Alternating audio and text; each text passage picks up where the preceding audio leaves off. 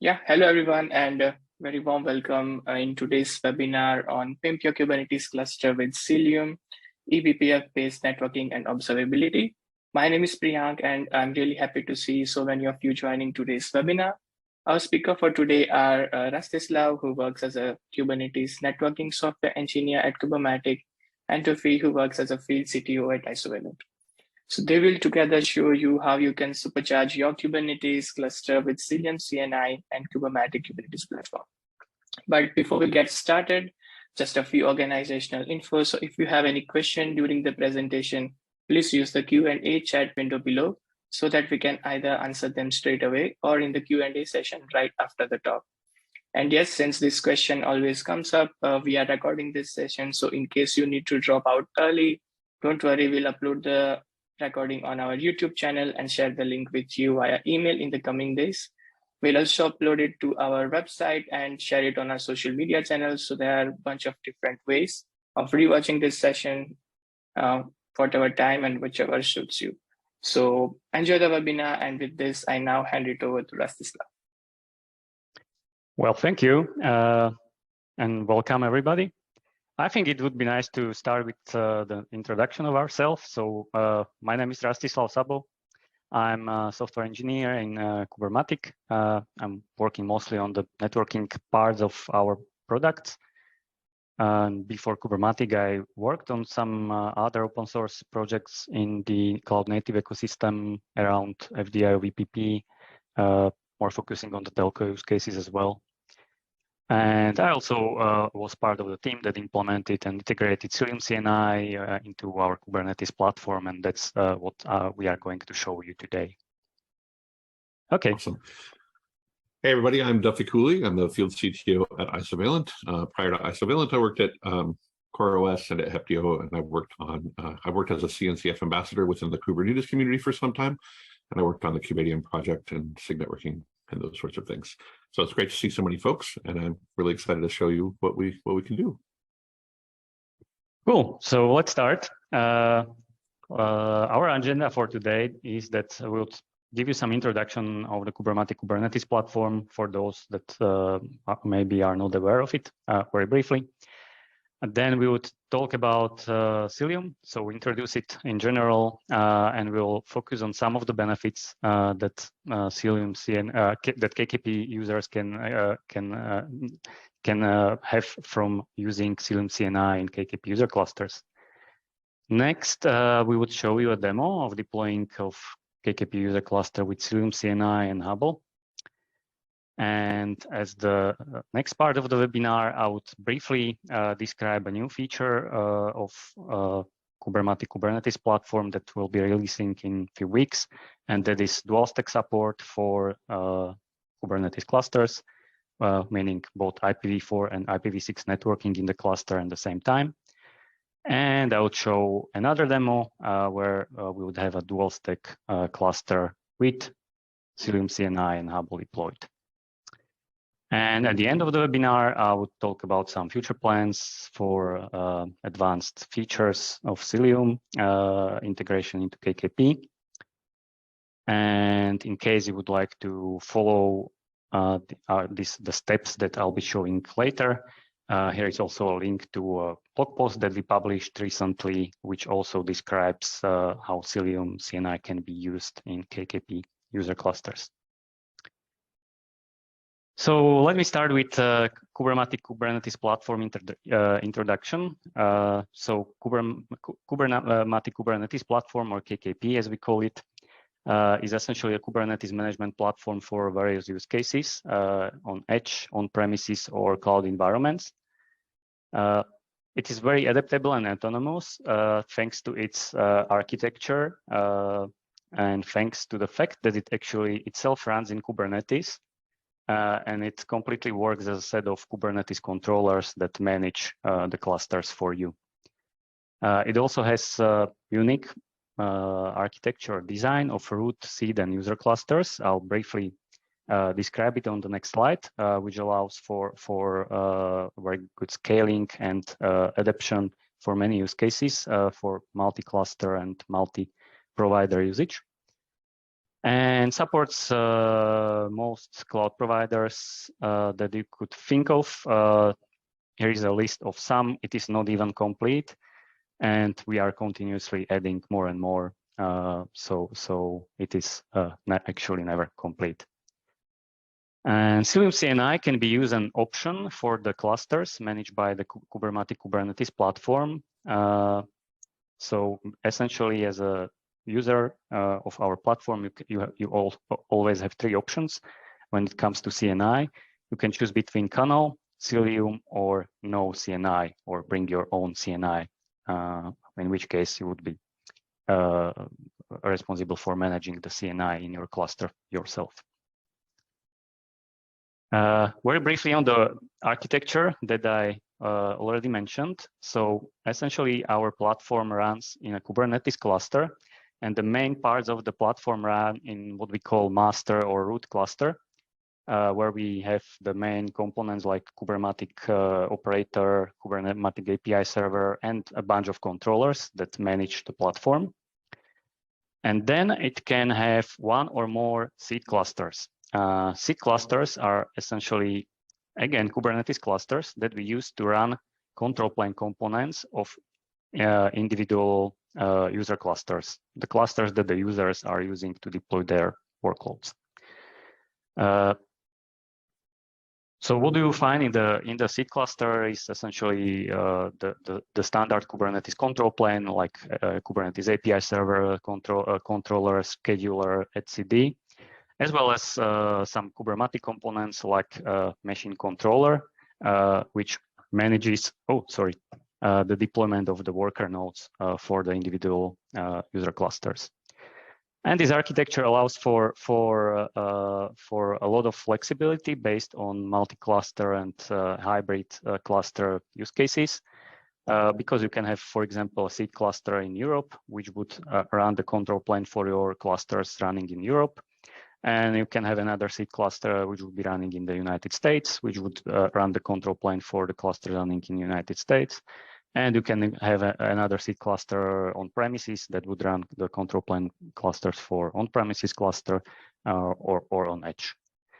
And all of those clusters, they can run across different cloud providers, and all of that you can manage through a single pane of glass or single API of Kubermatic.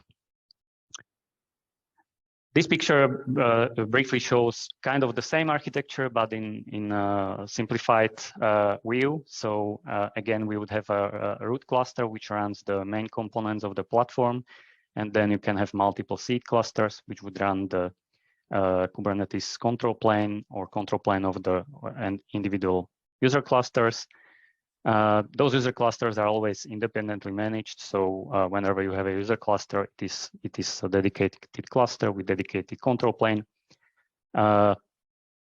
Within a seed, it can easily scale to thousands of clusters.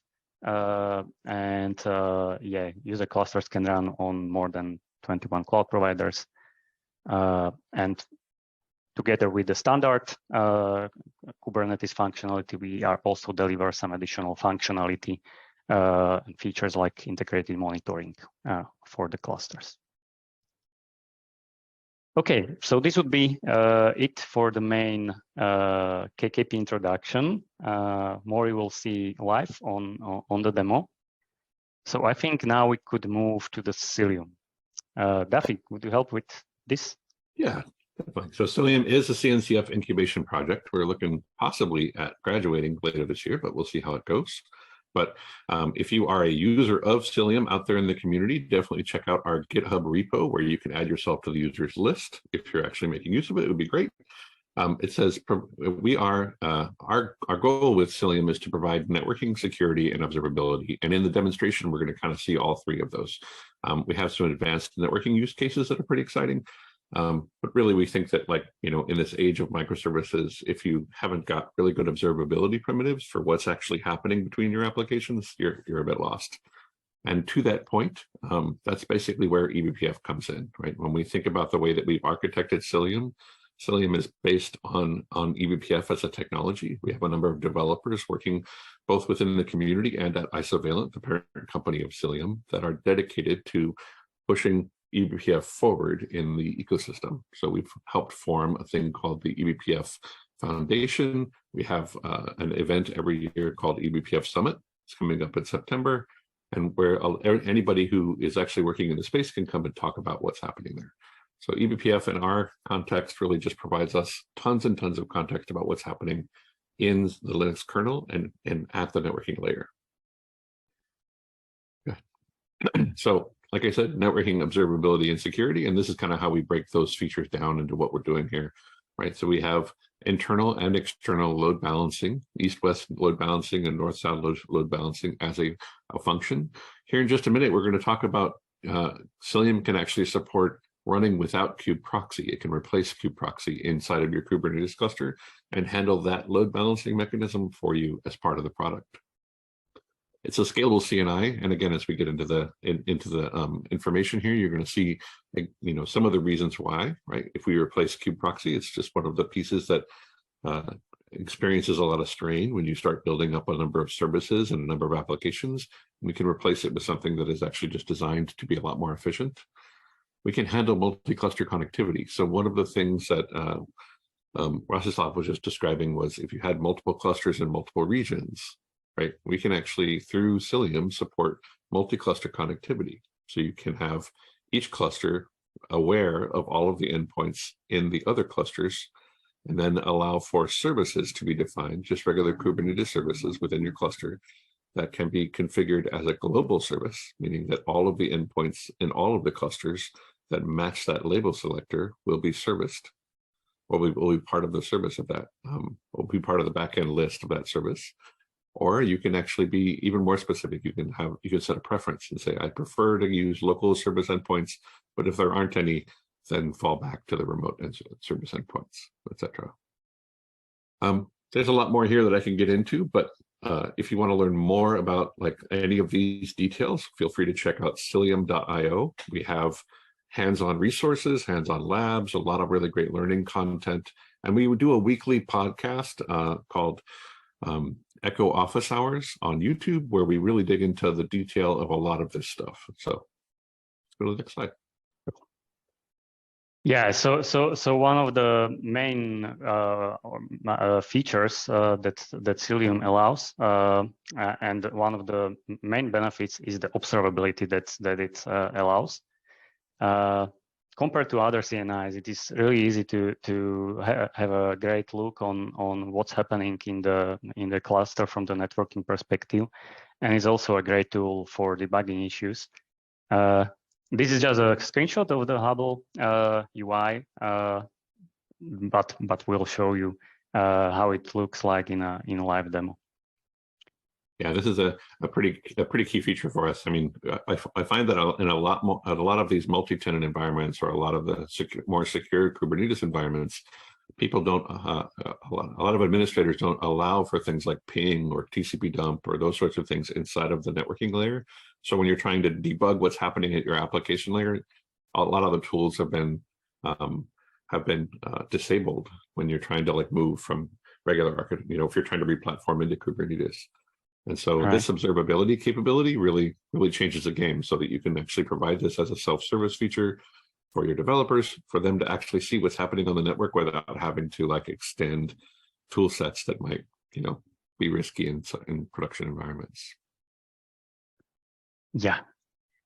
The next of the main features that Cilium offers is actually simplification of the load balancing happening within the cluster, or ingress load balancing into the cluster, where thanks to eBPF, they were able to replace the kubeproxy functionality completely. So we are able to deploy Kubernetes clusters without kubeproxy and leave the load balancing on Cilium completely, and do the load balancing actually without any network address translation within the cluster itself, on the network layer of the operating system. So here on this picture, you can see the difference actually. The standard load balancing within Kubernetes cluster looks like this. Whenever a worker node, let's say a front end on a worker node, tries to connect to a service, which is running on some virtual IP, let's say 192.168.0.0.1, you would see a connect call from the client towards the virtual IP. And the actual socket that this client create would go to that virtual IP. And it actually would see a packet coming to the virtual IP in the client pod. This packet would be then later network address translated. Its destination address would be translated by Kubeproxy, thanks to its IPv, whether it is IP tables or IPVS that Kubeproxy would use. The bottom line is that it would be the packet would be DNATed and to one of the backend IPs, and only then it would be forwarded to one of the backends. Whereas in case of Cilium eBPF, Kubeproxy replacement, whenever the client application makes a connect call, syscall, there is an eBPF program hooked to that event, and it replaces its destination address even on that level. So the actual packet that you would see leaving from the client pod would already have the destination IP of one of the backend pods. Interesting with Cilium, if you're using Cilium even with Kubeproxy, this particular function of cluster IP is actually supported in both cases. Okay. So if Cilium is configured to be your CNI, then we actually map the cluster IP services automatically for you, regardless of whether Kubeproxy is in place. And I just recently did an Echo episode on this where I showed the IP tables counters and went pod to pod and showed that, like, when I go from pod to service, I don't see the IP tables counters incrementing on the source node, showing you explicitly that this is how it works. When we do Kubeproxy replacement, though, we actually also do all of the work of node port. We do the work of external service. We do all of the rest of the Kubeproxy stack of services. But in this particular context, the neat thing is that we do this kind of regardless. This piece right here, we do this whether there's Kubeproxy in place or not. Yeah, that's very cool. And the fact that you even do the node port and all the ingress forwarding when the Kubeproxy replacement is in place, that's also amazing. Yep. Yeah, because as always, all the networking people, we would like to replace avoid NAT whenever it is possible in the network. It's a topic that comes up a lot, and like a lot of people say, like a lot of people ask me, like, what is the problem with IP tables? And fundamentally, there's nothing wrong with the product that is IP tables, right? Like what's interesting is that IP tables was invented in a time when there was like maybe one application per server, and the rules would be set and they wouldn't be changed or modified over time. And what we're seeing in a Kubernetes cluster is not that. What we're seeing in a Kubernetes cluster is there are multiple things configuring IP tables constantly. And as you grow the number of rules in an IP tables configuration, you actually also grow the time it takes to converge on a new rule set, because there is no atomic change in IP tables. So if you make one change to a rule, that means the entire rule set has to be reapplied at the kernel layer. And that's one of the key differences between what we're doing with eBPF and what's happening with IP tables, is that we can easily modify the rule set because we're just basically changing the eBPF program or referencing a changed map that includes those rules that we're going to assign to a given endpoint. So it's much more efficient. Yeah, I mean, even this graph in here, even though it's, I think, quite old, shows the huge difference on larger scales. Of course, it is not a big difference if you have few IP tables rules, but once you have a larger scale cluster, the difference is quite significant. And to that, I also remember some profiling of Kubeproxy IP tables. One thing that I would add is also that the update of the IP tables, each one update takes a lot of processing and can consume quite significant amount of resources. Yep, that's true. Cool. So another feature that is like one of the major features that Cilium provides is the is advanced security, and that can be described or advanced in various ways.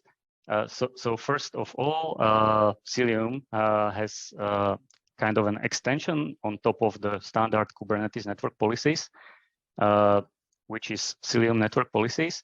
Those network policies are identity aware and application aware.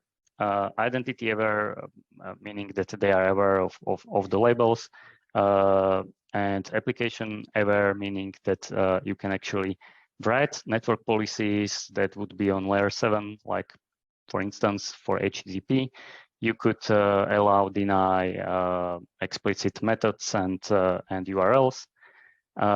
For DNS, I mean, for some kind of an external policies, you could use DNS in allow, deny, and yeah, basically it allows you to write the policies on application layer, which I think is a great extension.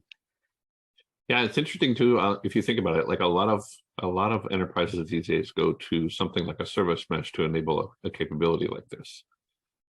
Exactly. And in reality, we're doing this without a service mesh. Right? We're doing this just with regular Cilium network policy, and we've introduced this construct of rules, which gives us the ability to enforce layer 7 applications. And we're able to do that, partially because we're operating right there at that application layer. We saw the connect call happen.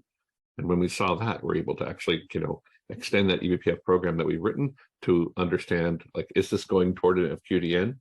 Is that connect call going toward a fully qualified domain name? Do I have a network policy that's associated with that network domain name? And can I translate that network domain name to an IP address that was resolved for that particular client, right? These are all things that we're handling in the background. The other piece of it is that, like, we can also extend our visibility piece, right? So we talked about Hubble observability previously in that UI, right? Another example of a rule is to enable DNS visibility, in which in the Hubble output, in the observability layer, you'll be able to see the DNS request. You'll be able to see what the response was. So if you're getting NX domains from your DNS servers, you'd be able to actually see that you're getting NX domains, like just looking at event data without having to like log, exec into the pod and figure out why it's not working. And you can actually just get a lot more information, just what's happening at that layer. Finally, this piece, the Tetragon project, it's a relatively new open source piece of the puzzle for us here as part of the Cilium project. And Tetragon gives you it takes that observability layer and moves it into the kernel rather than necessarily only looking at the network, right? So, I mean, in both cases, we're using eBPF in the kernel to do it. But with Cilium and Hubble, we've generally been really focused on what's happening at the network layer. With Tetragon, we're looking at what's happening at the application layer. So we're instrumenting all of the different system calls that can be done at the Linux kernel layer, and when we see that a system call that you're watching for happen, then we will emit an event very similar to a network event, but that application layer event will say this system call, maybe it was file open or syswrite or something like that, happened in this pod at this time with the same metadata that you see at the network layer. So now you have more of a holistic picture of what's happening both at the application layer and the network layer. Very exciting. Exactly. And with that, I think we can start with the first demo. So I'll now show how we can use KKP to deploy a cluster with Cilium CNI. So here I have our development instance of Kubermatic Kubernetes Platform. It is currently on our master version, so some things may break, but this is something that will be actually released in the following weeks.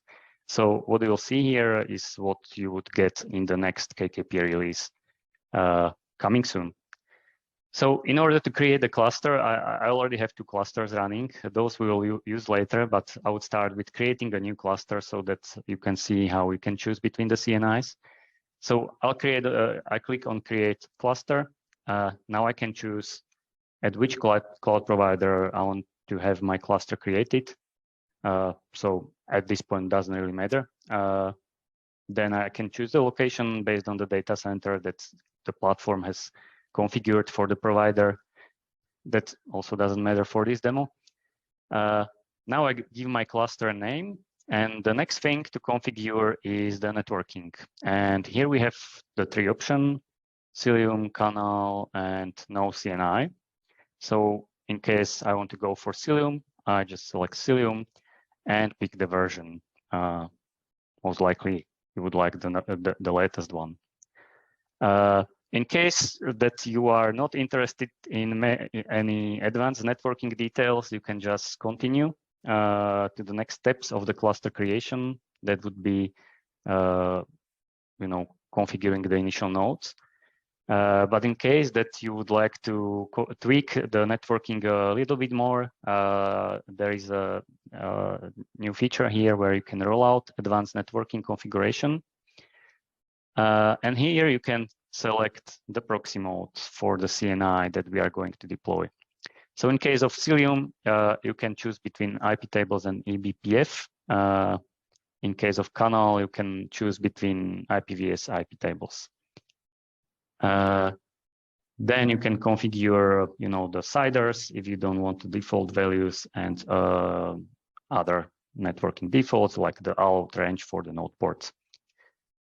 One thing to note, especially for Cilium eBPF proxy mode, in Kubermatic, we have currently the two ways how we connect our control plane with our worker nodes in case that they are not running in the same network. One of them is our old method based on OpenVPN. That is still the default.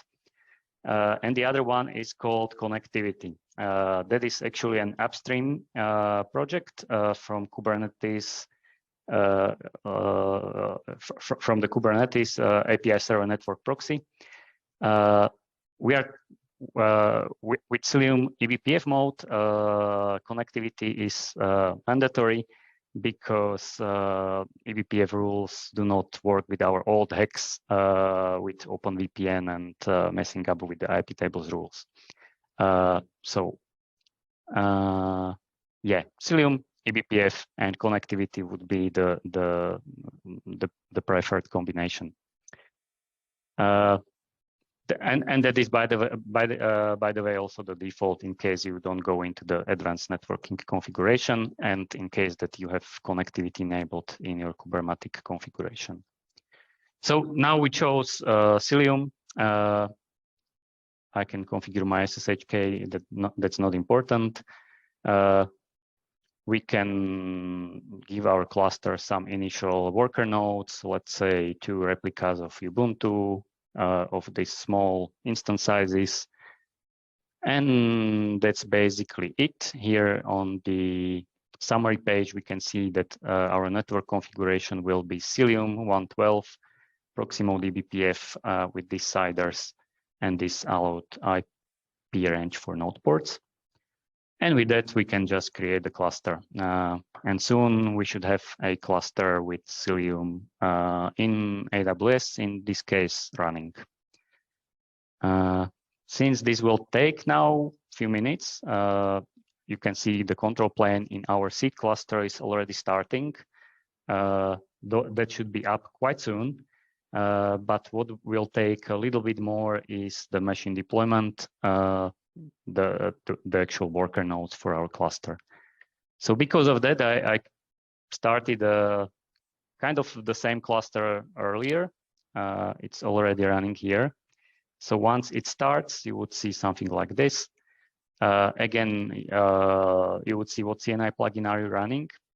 In case you would upgrade to a newer version of our Kubernetes platform, which already provides a newer version of CNI, you would see an option to upgrade to the CNI version in here.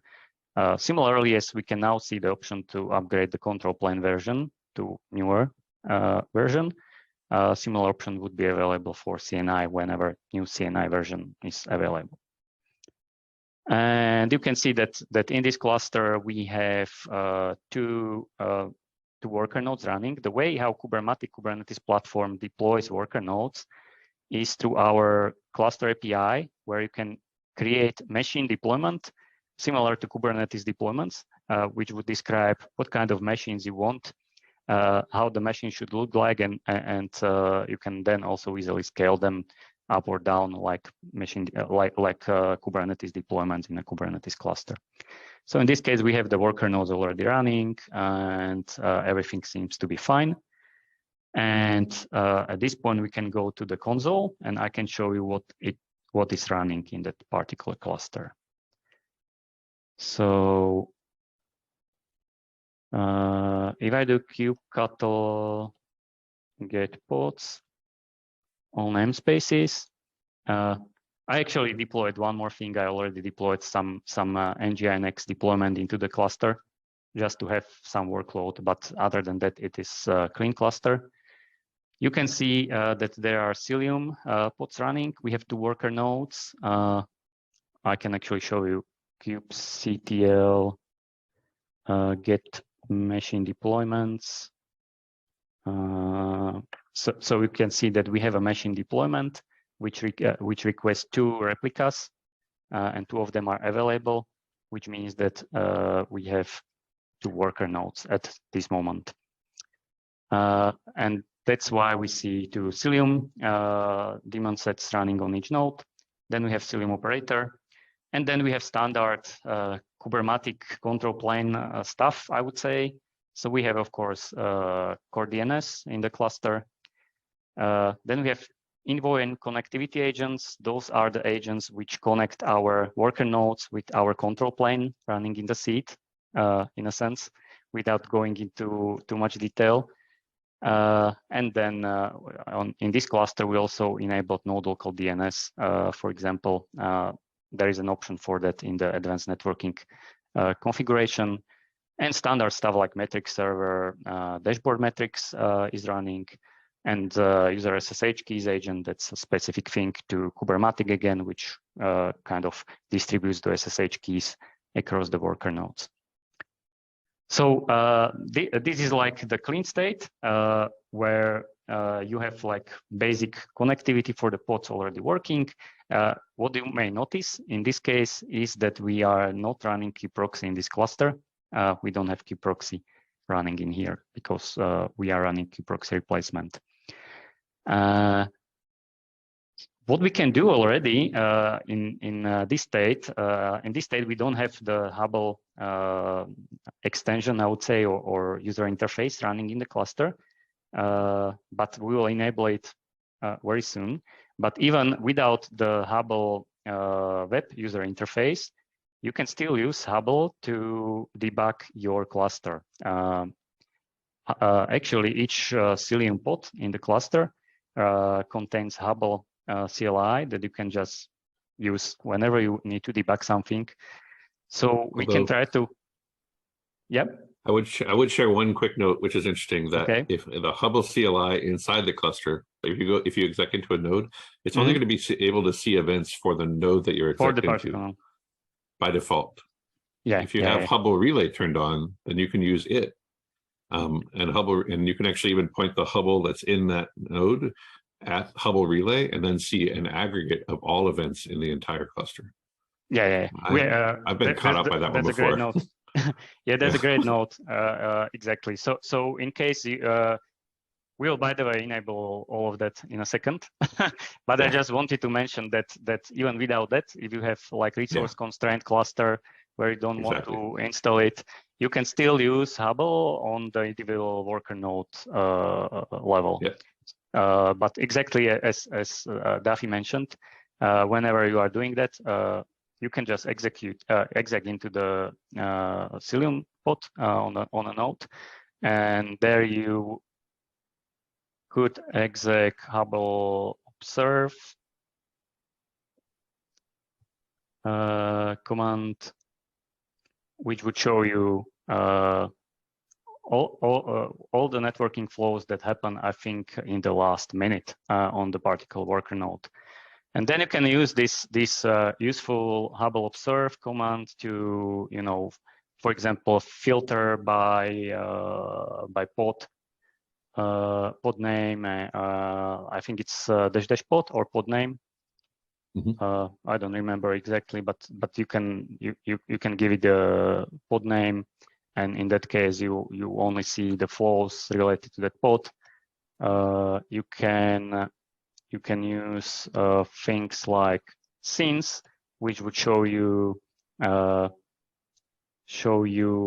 or change the time period through which you are looking at the flows. So let's say 10 minutes. So we would see a lot of them. Or you can also do something like -F, which would show you stuff in real time. So I think even this feature is really interesting because it's much easier to use for debugging than in the old times when we were executing into the pods and using TCP dump. So even right now, it is actually a very helpful feature. But now we will actually return back. I will just show the list of pods again. And now we can go back to our KKP user interface and install a Hubble add-on. So here I just clicked on, in my cluster detail, I clicked on the tab called add-ons, install add-on. And one of the add-ons that we ship with Kubermatic add-ons are something that extend the functionality of your cluster. For example, cluster autoscaler is an add-on that you can add into your cluster, or Metal Multus. And Hubble is one of them. So if we just install it like this, we should soon see that Hubble would be running, would start in our cluster. And we see now that we have some containers being created. And exactly as Duffie said before, we now have a Hubble relay pod, which actually can be used as a relay for Hubble towards all the worker nodes. Yeah, it basically creates a connection between the Hubble relay pod and all of the Cilium agents, and then it just aggregates all of that networking event data into a ring buffer. And that way, when you do Hubble observe against that endpoint, you're seeing all the events for the entire cluster rather than just the ones that are specific to that node. Exactly. And one of the pods that have started is also Hubble UI, which is actually the user interface on top of that, to which we can port forward. In this case, it is not exposed. So let me port forward to it. And if I now go to our to my local host and the port number that I used for the port forward, we can now see the nice Hubble UI. Here you can switch between the namespaces, and you can already see that there is some traffic coming to our NGINX pod in the default network namespace. You can drill into the details of the individual flows. Or maybe we can even show our kube system namespace that is a bit more complex, right? You can even see what components are, for example, talking to kube API server, and you can easily drill into the details. You can apply any filtering up here. And whenever something would be denied, you would also see it here in the log. So awesome. That's Hubble UI. I think we have like just 20 minutes till the end of the webinar. So I would continue with the next part and the next demo. Then hopefully we can make it in 10 minutes, and then we would have like 10 minutes for the Q&A. So yeah, so the next part of my presentation is focused on a new feature that we would be adding in the upcoming release of KKP, and that is the dual stack support in Kubernetes. So let me just start with some brief description of the feature. So as you know, probably know, Kubernetes clusters in general, by default, they are running on IPv4 only. And since Kubernetes 1.9, they can also run on IPv6. So for the very long time, you were able to run Kubernetes clusters either on IPv4 or IPv6. But as of Kubernetes 1.23, the dual stack feature is generally available. And dual stack essentially means that you could run both IPv4 and IPv6 at the same time in the cluster. So in that case, every pod actually has two IP addresses, one IPv4 and one IPv6, and you can use either one to communicate between the pods in the cluster or outside of the cluster. And Kubernetes services can be declared explicitly as a single stack or dual stack. And in case you declare a service as a dual stack service, you have kind of four options. You can declare them as IPv4, IPv6, or both IPv4 and IPv6, where you would give preference on what should be the primary address family. Here I have a note. Essentially, within clusters, this works in general great. Also, thanks to Cilium, this works great. But there are some limitations depending on what cloud provider you are using, and those limitations are mainly about load balancing at the particular cloud provider. So if you wanted to try that feature, you can check this documentation links, which tries to describe some of them. And with that one, with this introduction, I would like to show you another cluster that I've prepared in advance, and that would be, again, a user cluster. Let me first show maybe the UI. So by the way, the cluster that we started 13 minutes ago should be now running as well, and it seems that it is, but let's not go into that. We have shown it on another one. But I have a cluster called Cilium Dual Stack, in which case we again have Cilium running in the cluster. In this case, I think I have made a mistake and I enabled iptables proxy mode, but at least you will see that Cilium can also work in this mode. And our machine deployments, in this case, our worker nodes have both IPv4 and IPv6 addresses. If I go into the cluster itself, again, we can check our machine deployments. You would see in this case, we have machine deployment with two replicas again, so we should have two nodes. And I'll try to describe them.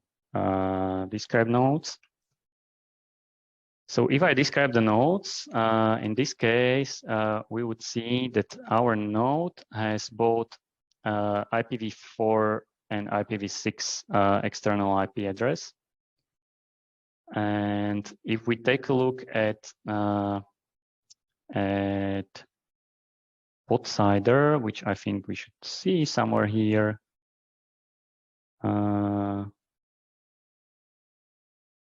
Not in describe. Let me get them.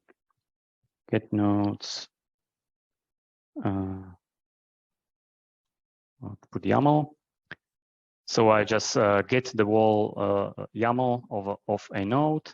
Again, you would see IPv6 and IPv4 addresses, and what you would see somewhere here as well.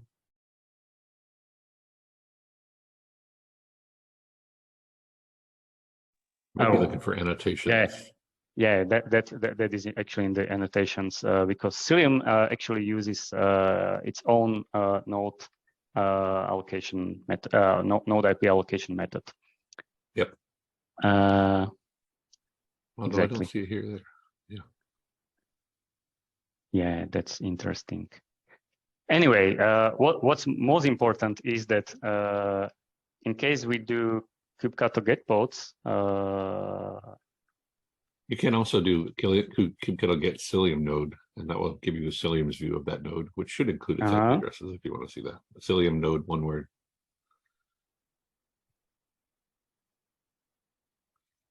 just without the .cilium node. There you go. All right. And then these are the CIDRs exactly. that, This is what I was looking for. So as you can see, each node would have two pod CIDRs, one IPv4 and one IPv6. If we do kubectl get pods on white, we would see only the primary IP address of each pod. But in case I would describe pod,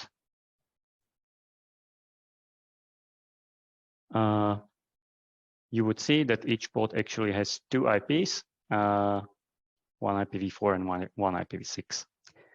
And what I did in this particular cluster is that I also deployed a bunch of services, actually different flavors of dual stack services.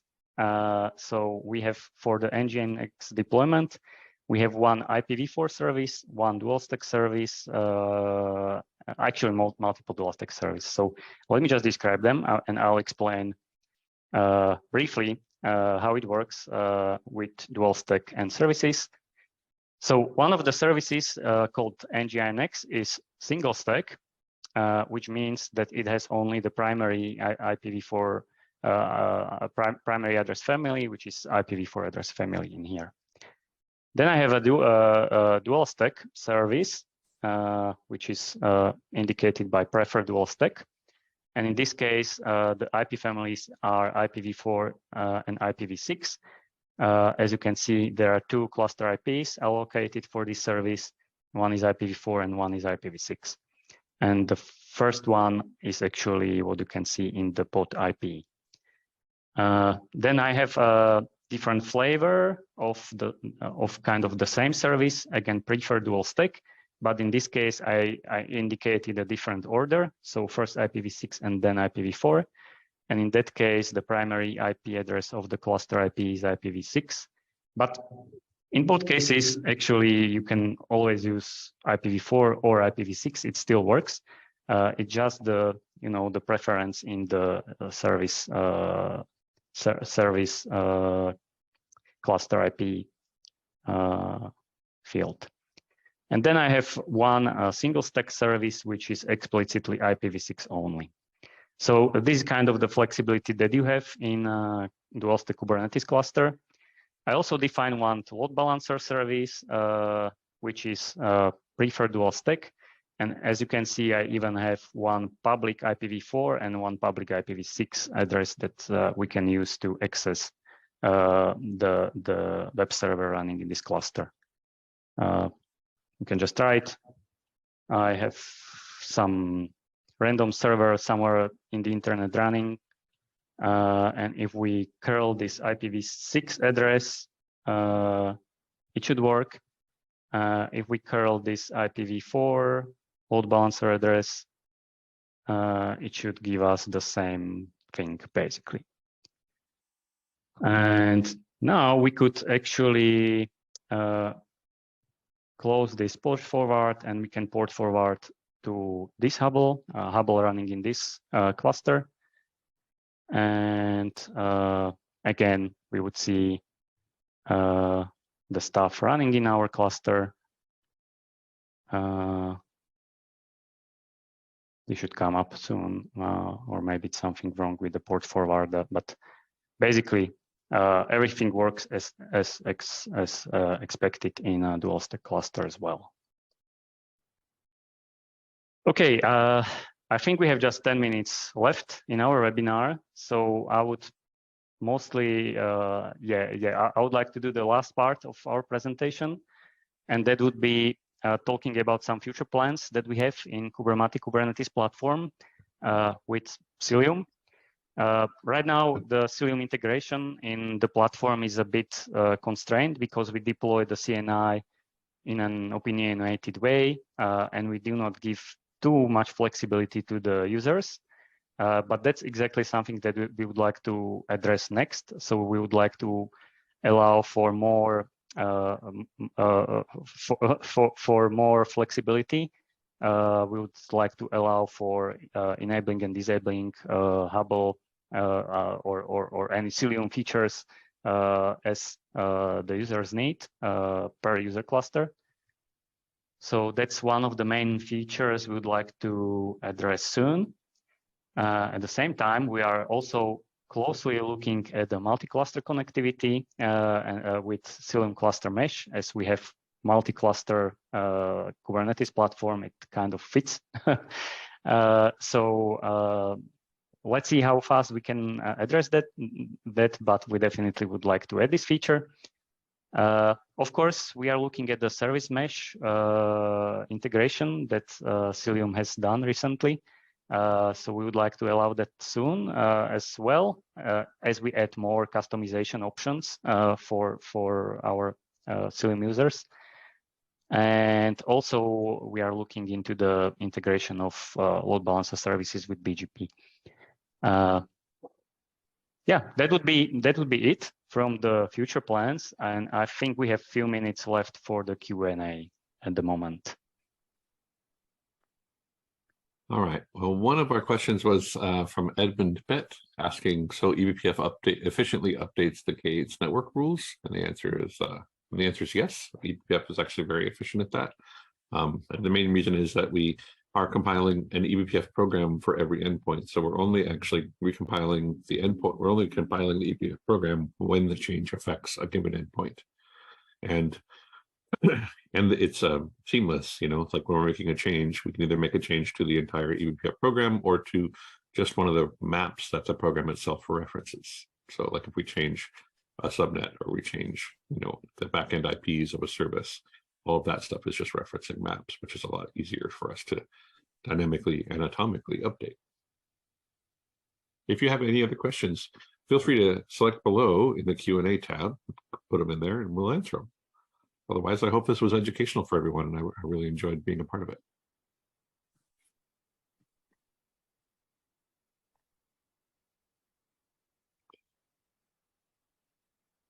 One of my pieces of feedback, which I thought was in the UI, when you're selecting, can you go back to the UI for a moment? Like there's a place where you're selecting the proxy mode. I felt like this was a slightly confusing thing, and I wanted to ask you about it. Now let's go there. So I'll create a new cluster somewhere, and doesn't matter IPv4. Yeah. In the advanced networking configuration, I feel like what we're describing in proxy mode is the configuration of kubeproxy, like whether kubeproxy is enabled or disabled, or whether it is in IP tables or IPVS. Yeah. And I don't know, and I don't think that that's well conveyed in this menu form. Yeah, I see what you mean. Yeah, what we mean under proxy mode eBPF is actually kubeproxy-less mode, leaving the load balancing on Cilium eBPF. Which totally makes sense, but it was like I was confused by it at first because I was like, wait, because under Cilium it says like you can do eBPF or IP tables, and I'm like, what? Yeah. Yeah.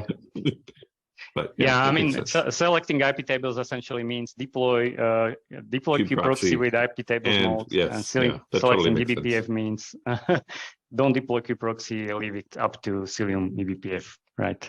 Exactly. Yeah, and you can. I mean, to that point, like you could deploy kubeproxy in IPVS mode with Cilium. Nothing keeps that from happening, right? Like you can actually. So this would be 3 options, I think. Yeah, actually, we had that IPVS option, but we have found an issue in Cilium. I actually filed it upstream, but it looks like it may take some time to fix if it's even easily fixable. So then we decided that I mean, of course, by default, the best option is eBPF and without kubeproxy. But the fallback option would be only IP tables. Yeah, makes sense. Awesome. Yeah. If we don't have any question, I can click on IPv4 and IPv6 dual stack just to show how it changes. In case of dual stack, you have basically 2 options for everything. Okay. More questions, it looks like. Okay. I think we are also almost at the end of our webinar, right? Mm-hmm. So maybe let's give the people the last chance.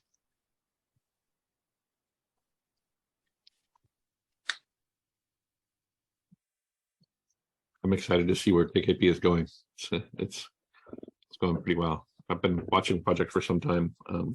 As part of my work in KubeADM, I was actually also working a little bit in Cluster API, and so it was really interesting. I think it's been really interesting to see how it went. There's actually some crossover between what KKP does and what we were trying to do with Tectonic at CoreOS, where much of these things are self-hosted. And it's like the reason why it's like, when you're deploying applications on Kubernetes, you get a lot of really great lifecycle features. Why wouldn't you use those lifecycle features to manage the components that make up the cluster, right? Like it makes tons of sense. But exactly. But yeah, one of the ones that we ran into in the early days was we were actually, we were more focused on a single cluster than we were on creating a platform that would support multiple clusters as a piece of it. That's what we were focused on with Tectonic. And so we were trying to figure out how to self-host etcd, and that became effectively a circular dependency, right? Because if any of the etcd if your etcd load balancer were to become unavailable at any point, there would be no one left who would be able to mark it available because etcd holds that record. And so it was like, you're not getting back, it's done, right? And so it became very challenging to do that piece of it. Yeah, but, I can tell you that sometimes we when designing new things, we kind of can see a circle of dependency like this coming, and we always try to avoid it in our platform because that would not end up very well. Yeah, it's an interesting puzzle. All right, well, thank you, everybody. Okay, thank you, everyone. I think, we don't have any questions. So thanks again for joining. And also feel free to check our website, kubermatic.com, where we have also a list of resources in the form of blogs, articles, videos that can help you in your Kubernetes or cloud native journey. And I wish you then the nice rest of the day, and thanks again. Bye. Thank you. Goodbye.